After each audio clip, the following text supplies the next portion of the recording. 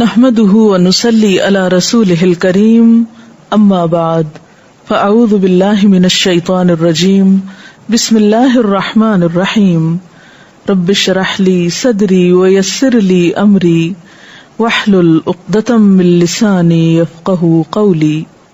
رمضان المبارک میں جہاں ایک طرف انسان اللہ کے حقوق ادا کرتا ہے، وہاں دوسری طرف انسانوں کے حقوق ادا کرنا بھی بے حد ضروری ہے۔ نبی اکرم صلی اللہ علیہ وسلم نے اس مہینے کو شہر المواسات کہا ہے، ایک دوسرے سے غمخواری کرنے کا مہینہ، ایک دوسرے سے ہمدردی کا مہینہ۔ لہذا انسان رمضان کی روح کو، روزے کی روح کو اس وقت تک نہیں پا سکتا جب تک کہ وہ عبادات کے ساتھ ساتھ خدمت خلق کا کام بھی نہ کرے۔ ہم سب کے لیے لازم ہے کہ اس رمضان میں ہم اپنا روزمرہ کا ایسا ٹائم ٹیبل بنائیں کہ جس میں عبادات کے علاوہ انسانوں کے حقوق ادا کرنے کے لیے بھی ایک وقت نکالا جائے۔ بہترین کام کے لیے بہترین پلاننگ ضروری ہے۔ کوئی بھی کام اسی وقت اچھے طور پہ ہو سکتا ہے جب انسان اس کام کے شروع کرنے سے پہلے اس کے بارے میں سوچ لے، اس کی تیاری کر لے۔ تو آئیے دیکھتے ہیں کہ اس مہینے میں ہم دوسروں کے کام کس طرح آ سکتے ہیں۔ تو پہلے نبی صلی اللہ علیہ وسلم کا ایک فرمان، آپ نے فرمایا المسلم اخو المسلم لا یظلمہ ولا یسلمہ، مسلمان مسلمان کا بھائی ہے، نہ وہ اس پہ ظلم کرتا ہے اور نہ وہ اس کی مدد چھوڑتا ہے۔ جو کوئی اپنے بھائی کی حاجت پوری کرنے میں لگا ہو، یعنی ایک شخص جب دوسرے کی ضرورت پوری کرتا ہے تو اللہ تعالیٰ اس کی حاجت پوری فرمانے میں لگ جاتے ہیں۔ یعنی اگر ہم دوسروں کے کام آتے ہیں تو اللہ تعالیٰ ہماری مدد فرماتے ہیں۔ اور جو کوئی کسی مسلمان کی پریشانی دور کرتا ہے، اسے کسی فکر سے آزاد کرتا ہے، اس کا کوئی دکھ دور کرتا ہے، اس کے کسی کام آتا ہے، تو اللہ تعالیٰ اس شخص کے اس عمل کی وجہ سے اسے قیامت کے دن کی کسی بڑی پریشانی سے نجات دیں گے۔ یعنی وہ دن جو ہے ہی مصیبتوں کا دن، اس دن جب کہ کوئی کسی کے کام نہ آئے گا، تو ایسا شخص اللہ کی خاص رحمت میں ہوگا جو دنیا میں لوگوں کی مشکلات آسان کرنے کے کاموں میں لگا رہتا ہے۔ پھر فرمایا جس نے کسی مسلمان کی پردہ پوشی کی، اس کا کوئی عیب ڈھانکا، اللہ تعالیٰ قیامت کے دن اس کی پردہ پوشی کر دے گا۔ لہذا ضروری ہے کہ ہم اپنے رمضان ٹائم ٹیبل میں انسانوں کے دکھ دور کرنے کے پروگرام بھی بنائیں۔ اس میں کئی ایک کام ہو سکتے ہیں، مثلا نمبر 1، محروم طبقات کا خیال رکھنا۔ اپنے ارد گرد نظر دوڑائیے، اپنے آس پاس دیکھیے، اپنے ہمسایوں میں، اپنے رشتہ داروں میں، اپنے محلے والوں میں، اپنی بستی میں، اپنے شہر میں، اپنے علاقے میں، کہ کون سے لوگ ایسے ہیں جو ضرورت مند ہیں، جو کسی دکھ، تکلیف یا مصیبت کا شکار ہے۔ پھر یہ دیکھیے کہ آپ کتنی استطاعت، کتنی ہمت اور کتنی طاقت رکھتے ہیں ان کے کام آنے کی، اور اس کے بعد تھوڑا یا زیادہ کچھ نہ کچھ حصہ ضرور ڈالیے۔ نبی صلی اللہ علیہ وسلم نے فرمایا جو شخص بیوہ عورت یا مسکین کی خبر گیری کرتا ہے، کیونکہ یہ بھی ایسے لوگوں میں سے ہیں جنہیں دوسروں کی مدد کی ضرورت رہتی ہے، تو فرمایا وہ اللہ کے راستے میں بھاگ دوڑ کرنے والے کے برابر ہے۔ اسی طرح آپ نے یہ بھی فرمایا کہ وہ شخص رات کو جاگنے والے اور دن بھر روزہ رکھنے والے کی مانند ہے۔ یعنی جو کسی بیوہ اور محتاج اور مسکین کی خبر گیری رکھتا ہے، یعنی ان کی ضروریات کا خیال رکھتا ہے۔ ہو سکتا ہے کہ آپ کے رشتہ داروں میں ایسی خواتین موجود ہوں، ایسے افراد موجود ہوں جن کی طرف عام طور پر دھیان نہیں جاتا، لیکن رمضان کے آغاز کے ساتھ ہی، ابتدا کے ساتھ ہی نظر دوڑائیے، ڈھونڈیے، تلاش کیجیے ایسے لوگوں کو جو آپ کی مدد کے منتظر ہیں، مستحق ہیں، اور خوبصورت طریقے سے ان کی مدد کو پہنچیے۔ پھر اسی طرح نیکی کے کاموں میں کھانا کھلانا بھی ایک بہترین کام ہے. گھر والوں کو تو انسان کھلاتا ہی ہے، اپنے عزیزوں، دوستوں، رشتہ داروں کی بھی دعوت کرتا ہے، لیکن عموماً ہم ان لوگوں کو بھول جاتے ہیں جو اپنی ضروریات خود پوری نہیں کر سکتے. انفرادی طور پر بھی ایسے لوگوں کو تلاش کیجیے، ایسے لوگوں پہ نظر رکھیے کہ جو 2 وقت کی روٹی کے محتاج ہیں، بعض اوقات سفید پوش ہوتے ہیں، اپنی ضروریات پوری نہیں کر سکتے، لیکن کسی بھی قریبی تعلق کی وجہ سے آپ ان کو پہچان سکتے ہیں، ان کی مدد کی طرف توجہ کیجیے. پھر اسی طرح جیلوں میں جو قیدی ہیں یا یتیم خانوں میں جو بچے ہیں یا اجتماعی طور پر کہیں بھی مدد کے مستحق افراد ہیں، ان تک خصوصی طور پر راشن یا کھانا پہنچانے کا اہتمام کیجیے، کیونکہ قرآن پاک میں اللہ تعالیٰ فرماتے ہیں وَيُطْعِمُونَ الطَّعَامَ عَلَى حُبِّهِ مِسْكِينًا وَيَتِيمًا وَأَسِيرًا، کہ وہ اللہ کی محبت میں کھانا کھلاتے ہیں یتیم کو، مسکین کو اور قیدی کو، یعنی معاشرے کے محروم طبقات کو. ان کی دیگر ضروریات کے علاوہ خصوصی طور پر کھانا کھلانے کی ترغیب ہے. اور کھانا کھلا کر کوئی احسان نہیں کرتے، بلکہ کیا کہتے ہیں، انما نطعمکم لوجہ اللہ لا نرید منکم جزاء ولا شکورا، کہ ہم تو تمہیں صرف اللہ کی خاطر کھلاتے ہیں، تم سے نہ کوئی بدلہ چاہتے ہیں اور نہ شکریہ چاہتے ہیں. یعنی بالکل بے غرض ہو کر، بے لوث ہو کر وہ انسانوں کی خدمت کرتے ہیں، کیونکہ اللہ تعالی بہترین جزا دینے کے لیے کافی ہے. پھر اسی طرح خصوصی طور پر ہمسایوں کا خیال رکھا جائے. آپ صلی اللہ علیہ وسلم نے فرمایا وہ شخص مومن ہی نہیں جو خود تو پیٹ بھر کے کھانا کھا لے اور اس کے پاس اس کے ہمسائے بھوکے رہ جائیں. ہمسایوں میں وہ لوگ بھی ہو سکتے ہیں جو ضرورت مند نہیں، اور وہ لوگ بھی ہو سکتے ہیں جو ضرورت مند ہیں. ایسے میں خصوصی طور پر ضرورت مندوں کا خیال اور عمومی طور پر حق کے ہمسائیگی کا خیال، یعنی ضروری نہیں کہ آپ ہمسایوں کا خیال صرف اس وقت رکھیں جب وہ ضرورت مند ہو. ہمسایوں کا خیال ہمیں اس وقت بھی رکھنا ہے جب وہ ضرورت مند نہیں، کیونکہ ان کا ہم پر ہمسایہ ہونے کا حق ہے. مثلاً اگر آپ رمضان میں عام دنوں کی نسبت کچھ اچھا کھانا پکاتے ہیں تو اس کھانے میں سے کچھ ان کو بھی بھجوا سکتے ہیں. ویسے بھی آپ صلی اللہ علیہ وسلم نے خواتین کو خاص طور پر اس بات کی تلقین کی ہے کہ کھانا پکاتے ہوئے ہمسائے کے حق کا خیال رکھیں، اور کوئی خاتون اس بات کو برا نہ سمجھے، شرمائے نہیں، اگرچہ وہ اپنی ہمسائی کو بکری کے کھر ہی تحفے میں کیوں نہ بھجوائے. یعنی اگر کوئی بہت بڑی ڈش نہیں، بہت بڑا اہتمام نہیں، تو معمولی چیز بھی جو آپ کو میسر ہے اس سے آپ اپنے ہمسائے کا خیال رکھ سکتے ہیں. اور عام دنوں میں بھی یہ ہونا چاہیے، لیکن خصوصاً رمضان میں. ہمسایوں کے علاوہ اپنے رشتہ داروں کا خیال، خواہ وہ قریب ہوں، ہمسائیگی میں ہوں یا دور ہوں، ان کو بھی خصوصی طور پر یاد رکھیں. ان کو یاد رکھنے کے کئی ایک طریقے ہو سکتے ہیں. مثلاً آپ ان کو خط لکھ سکتے ہیں، رمضان کے بارے میں کچھ اچھی باتیں بتا سکتے ہیں اس خط میں، ٹیلی فون پر مبارک دے سکتے ہیں، رمضان کی آمد پر متوجہ کر سکتے ہیں.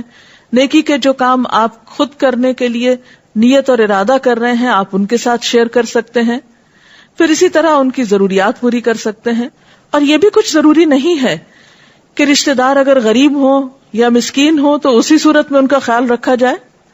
رشتہ دار ہیں، ان کا حق رشتہ داری کی بنا پر ہے، لہذا ان کو اس موقع پر یاد کرنا، انہیں اس بات کا احساس دلانا کہ آپ ان کو یاد رکھتے ہیں، آپ ان کی کیئر کرتے ہیں، آپ ان کے ساتھ ایک تعلق اور واسطہ رکھتے ہیں، یہ تعلقات کو باہم خوشگوار بناتا ہے. اور جب انسان انسانوں کے ساتھ خوشگوار طریقے سے زندگی بسر کرتا ہے تو یہ چیز بھی انسان کے اندر خوشی اور سکون پیدا کرنے کا سبب اور ذریعہ بنتی ہے. پھر اسی طرح بیماروں کی عادت، عموماً انسان اس مہینے میں بہت عبادت میں مشغول ہو جاتا ہے.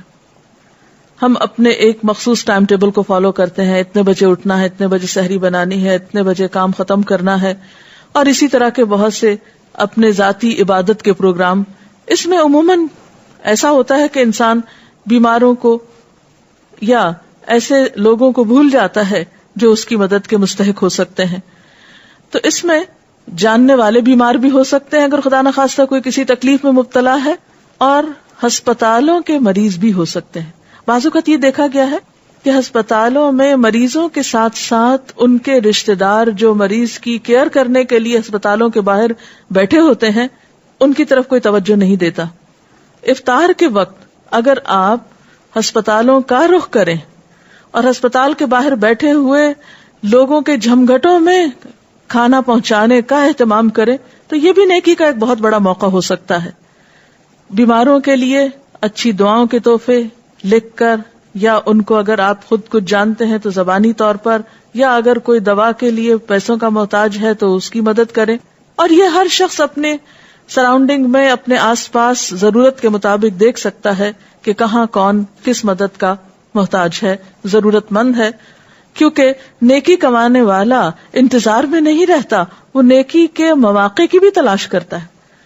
یعنی ہمیں صرف اس بات کا انتظار نہیں کرنا کہ کوئی شخص آئے اور ہمیں بتائے کہ فلاں جگہ نیکی کی جا سکتی ہے تو جب ہم اٹھ کر کریں. نہیں، ہم خود بھی نگاہ رکھیں، ہم خود بھی دھیان رکھیں، ہم خود بھی مواقع کی تلاش میں رہیں. کیونکہ کسی کے ساتھ احسان کرنا دراصل کسی کے ساتھ نہیں کرنا، وہ احسان اپنے ساتھ کرنا ہوتا ہے. اور ایک اور بات یہ ہے کہ ہر مومن کا دوسرے مومن پہ حق ہے. نبی صلی اللہ علیہ وسلم نے فرمایا، تَرَى الْمُؤْمِنِينَ فِي تَرَاحُمِهِمْ وَتَوَادِّهِمْ، تم دیکھو گے مومنوں کو کہ وہ باہم رحم کرنے میں اور ایک دوسرے سے محبت کرنے میں، مہربانی کرنے میں ایک جسم کی طرح ہوتے ہیں. جب جسم کے ایک حصے کو کوئی تکلیف پہنچتی ہے تو باقی سارا جسم جاگ کر اور بخار میں مبتلا ہو کر اس بیمار حصے کا ساتھ دیتا ہے. مثلا آپ کی آنکھ میں تکلیف ہے یا سر میں تکلیف ہے تو باقی جسم کو بھی قرار اور چین نہیں آتا. تو امت مسلمہ تو باہم ایک دوسرے کے لیے ایک جسم کی مانند ہے. کیسے ہو سکتا ہے کہ کچھ حصہ اس کا تکلیف میں ہو اور باقی آرام کی نیند سو جائے؟ نہیں، ہمیں جہاں اپنے رشتہ داروں کا خیال رکھنا ہے، ہمسایوں کا خیال رکھنا ہے، وہاں مجموعی طور پر باقی لوگوں کا بھی، امت میں جتنے بھی لوگ آتے ہیں ان سب کی سفرنگز کے بارے میں بھی سوچنا ہے. ان کو اور کچھ نہیں تو دعاؤں میں یاد رکھنا ہے.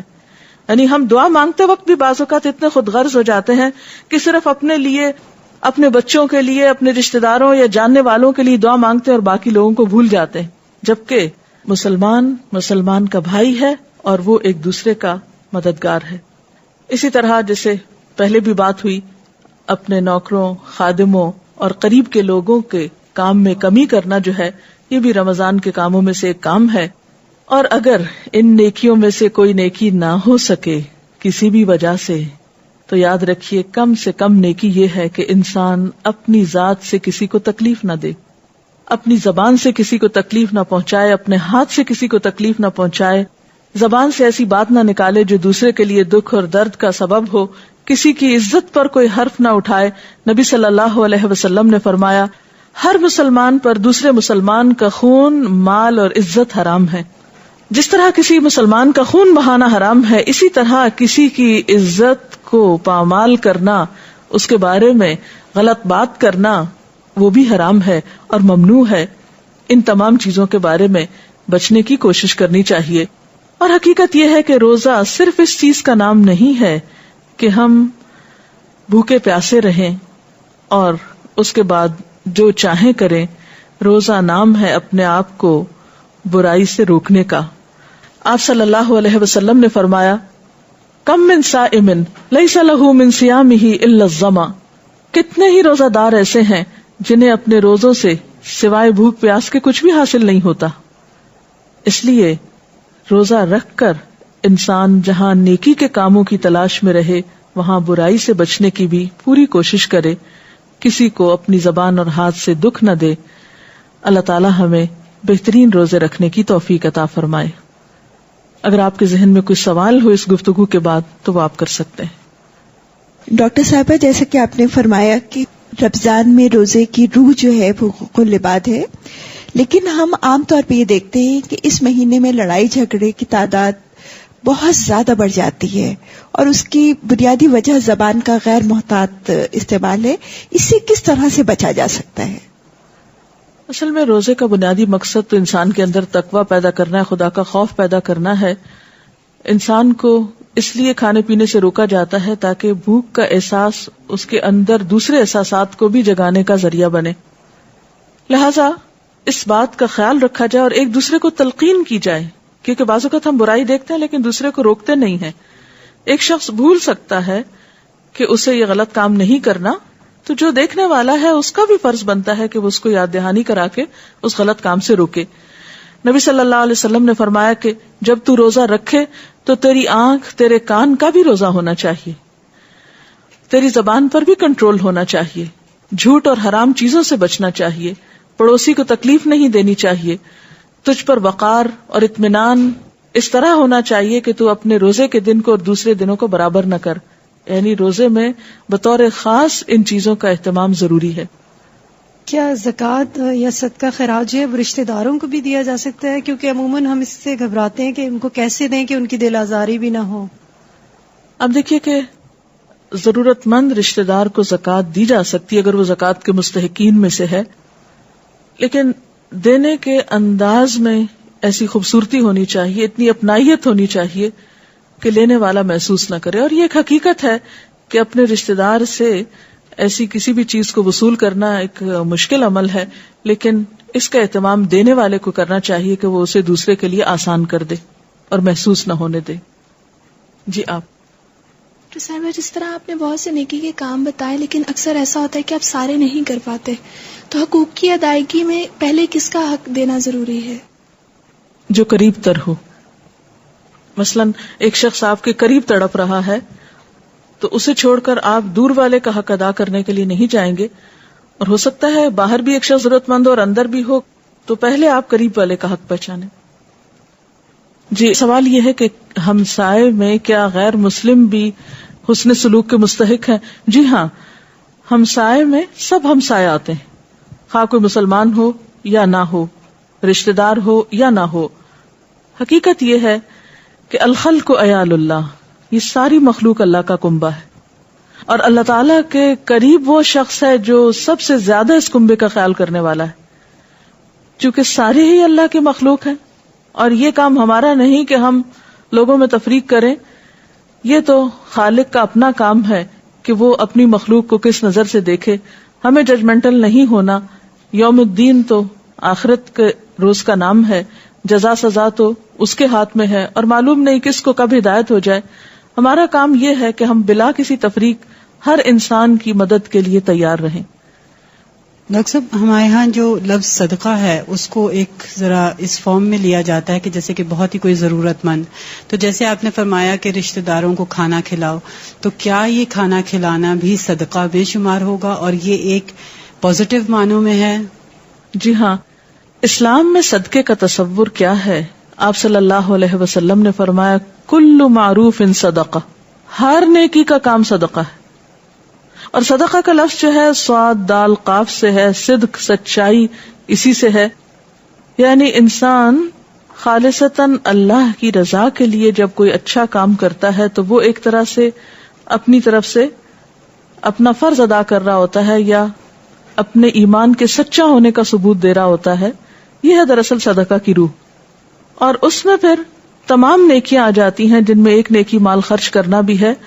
اس میں پھر دو قسمیں ہو جاتی ہیں، ایک فرض صدقات ہیں جس میں زکوٰۃ آتی ہے، عشر آتا ہے، کفارہ آتا ہے، نظر آتی ہے، اور ایک نفلی صدقات ہیں جس میں ہر طرح کی نیکی کا کام جو ہے وہ صدقہ شمار ہوتا ہے، جو خالصتاً آپ اللہ کی رضا کے لیے کرتے ہیں اور اس سے جزا پانے کے لیے، کسی بھی انسان پر احسان جتانے کے لیے نہیں.